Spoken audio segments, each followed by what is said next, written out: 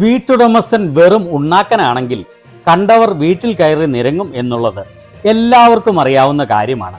അതേ അവസ്ഥയിലാണ് മോദി ഇന്ത്യയെ കൊണ്ട് എത്തിച്ചിരിക്കുന്നത്. മോദിയുടെ അടുക്കളയിൽ കയറി അമേരിക്കയും ഇസ്രയേലും തന്നിഷ്ടപ്രകാരം നിരങ്ങുകയാണ്. ഇത് കണ്ട് പ്രതികരിക്കാൻ പോലും ആവാതെ അണ്ണാക്കിൽ പിണ്ണാക്ക് തള്ളിയിരിക്കുകയാണ് മോദി. രാജ്യത്തിന്റെ ചരിത്രത്തിൽ ഇത്ര വലിയൊരു നാണക്കേട് സ്വാതന്ത്ര്യത്തിന് മുൻപും പിൻപും ഇന്ത്യക്ക് ഉണ്ടായിട്ടില്ല. ഇന്ത്യയുടെ പരമാധികാരത്തെ തന്നെ വെല്ലുവിളിച്ചുകൊണ്ടാണ് അമേരിക്കയും ഇസ്രയേലും വിവേകമില്ലാത്ത മോദിയുടെ കീഴിൽ സ്വന്തം വീട്ടിൽ കയറി തന്നിഷ്ടപ്രകാരം നിരങ്ങുന്നത്. ഈ കാര്യങ്ങൾ എന്താണെന്ന് നമുക്ക് വ്യക്തമായി കാണുകയും അവലോകനം ചെയ്യുകയും ചെയ്യാം.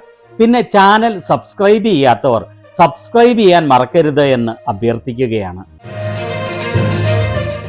അമ്മാവന് അടുപ്പിലും ആകാം എന്ന് പറഞ്ഞതുപോലെയാണ് ഇസ്രയേലും അമേരിക്കയും ഇന്ത്യയുടെ മേൽ കയറി നിരങ്ങുന്നത്. ലോകത്തെ ഏതെങ്കിലും രാജ്യം ഇത്തരത്തിലുള്ള നാണക്കേട് സഹിക്കുമോ? ഏറ്റവും ലേറ്റസ്റ്റായി സംഭവിച്ച കാര്യം, ഇന്ത്യ വിളിച്ചു വരുത്തിയ ഇറാന്റെ യുദ്ധക്കപ്പൽ ഇന്ത്യൻ സമുദ്രത്തിൽ ഇന്ത്യൻ അതിർത്തിയോട് ചേർന്ന് അമേരിക്ക ടോർപിഡോ വെച്ച് തകർത്തിരിക്കുന്നു. മിലാൻ 2026 ഇന്റർനാഷണൽ ഫ്ലീറ്റ് റിവ്യൂവിന്റെ ഭാഗമായി മോദി ഇറാനിൽ നിന്നും ക്ഷണിച്ചു വരുത്തിയ യുദ്ധക്കപ്പലാണ് ഐറിസ് ഡീന. 2 ആഴ്ച മുൻപാണ് മിലാൻ 2026 ഇന്റർനാഷണൽ നാവിക അഭ്യാസത്തിന്റെ ഭാഗമായി ഇന്ത്യയിൽ വന്ന ഈ യുദ്ധക്കപ്പൽ പ്രകടനം നടത്തിയത്. കൃത്യമായി പറഞ്ഞാൽ 2026 ഫെബ്രുവരി 19 വിശാഖപട്ടണത്തെത്തി ഈ ഇറാനിയൻ യുദ്ധക്കപ്പൽ സംയുക്ത നാവിക അഭ്യാസത്തിൽ പങ്കെടുക്കുന്നത്. ഇന്ത്യയുടെ ഈസ്റ്റേൺ നേവൽ കമാൻഡ് സംയുക്ത നാവിക അഭ്യാസത്തിന് ഈ ഇറാനിയൻ യുദ്ധക്കപ്പൽ ഐറിസ് ഡീനയെ ക്ഷണിച്ചുകൊണ്ട് അന്ന് എക്സിൽ പങ്കുവച്ചതാണ് ഇത്. ഇന്ത്യയുടെയും ഇറാന്റെയും പതാകകൾ സഹിതം പങ്കുവച്ചുകൊണ്ട് അവർ എഴുതിയത്, ഇറാനിയൻ നാവികസേനയുടെ ഐറിസ് ഡീനയെ 2026 മിലാൻ സംയുക്ത നാവിക അഭ്യാസത്തിൽ പങ്കെടുക്കുന്നതിനു വേണ്ടി വിശാഖപട്ടണത്തെത്തിയതിനെ ഞങ്ങൾ സ്വാഗതം ചെയ്യുന്നു. ഇത് 2 രാജ്യങ്ങളുടെയും ദീർഘകാലം ആയുള്ള സാംസ്കാരിക ബന്ധത്തിന്റെ പ്രതിഫലനമാണ്. അതിനുശേഷം ഇറാനിലേക്ക് തിരിച്ചു പോകുന്ന വഴിയാണ് ശ്രീലങ്കൻ അതിർത്തിയിൽ നിന്നും വെറും 40 നോട്ടിക്കൽ മൈൽ അകലെ വെച്ച് അമേരിക്കയുടെ സബ്മറൈൻ ടോർപിഡോ വെച്ച് ഇതിനെ തകർക്കുന്നത്. നരേന്ദ്രമോദി ഏതാനും നാൾ മുമ്പ് എക്സിൽ പോസ്റ്റ് ചെയ്തതാണ് ഇത്. Indian navy is the guardian of Indian ocean എന്ന്. ഇന്ത്യൻ നേവി ഇന്ത്യൻ ഓഷ്യന്റെ സംരക്ഷകരാണ് എന്ന്. ആ ഇന്ത്യൻ ഓഷ്യനിൽ നടന്ന സംഭവമാണ് ഇത്. അന്നത്തെ സംയുക്ത നാവിക അഭ്യാസത്തിന്റെ ഭാഗമായി ഈ യുദ്ധക്കപ്പൽ പ്രകടനം നടത്തുമ്പോൾ ഇന്ത്യയുടെ പ്രസിഡന്റ് അത് വാച്ച് ചെയ്യുന്ന വീഡിയോ ആണ് ഇത്. അതിന്റെ മുന്നിലുള്ള പതാക ഇന്ത്യൻ പതാകയാണ്.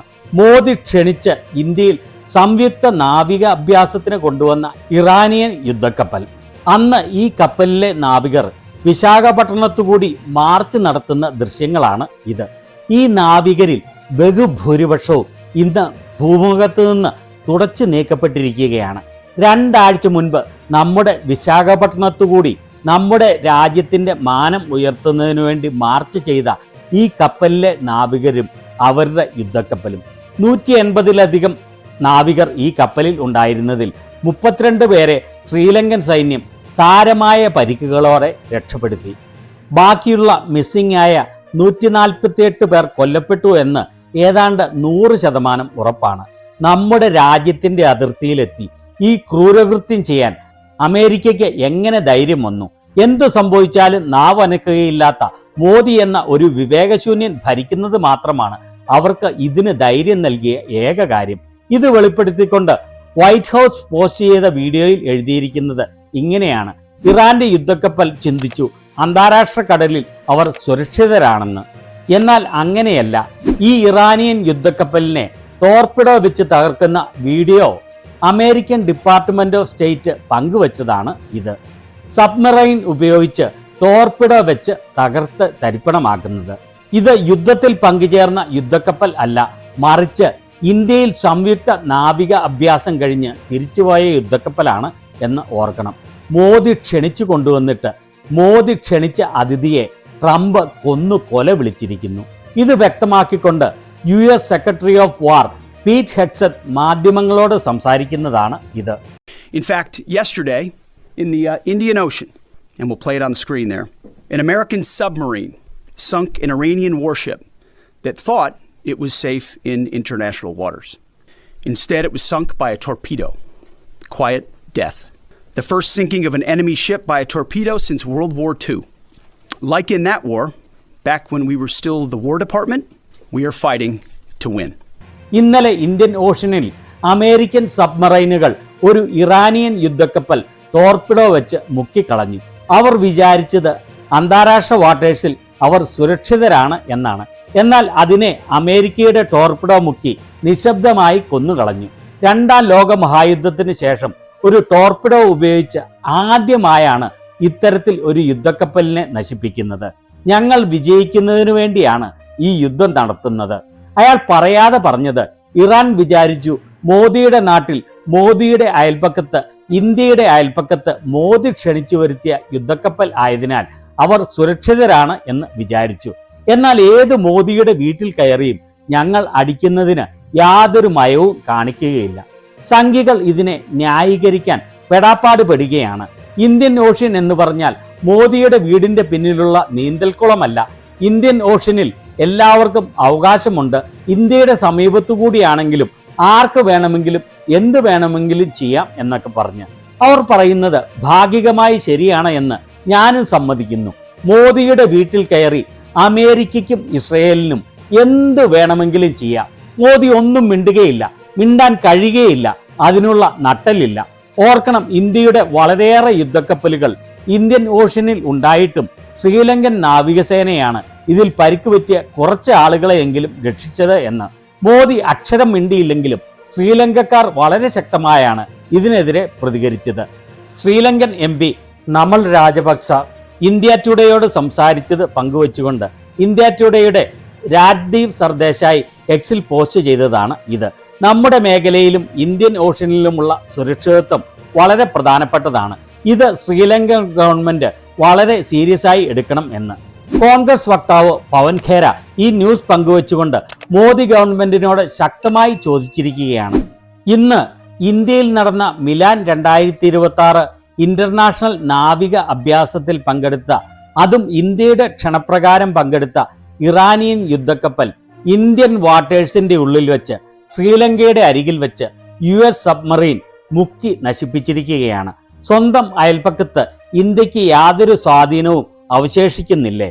അതോ നമ്മുടെ സ്ഥലം നിശബ്ദമായി അമേരിക്കയുടെയും ഇസ്രയേലിന്റെയും മുന്നിൽ അടിയറവ് വെച്ചിരിക്കുകയാണോ?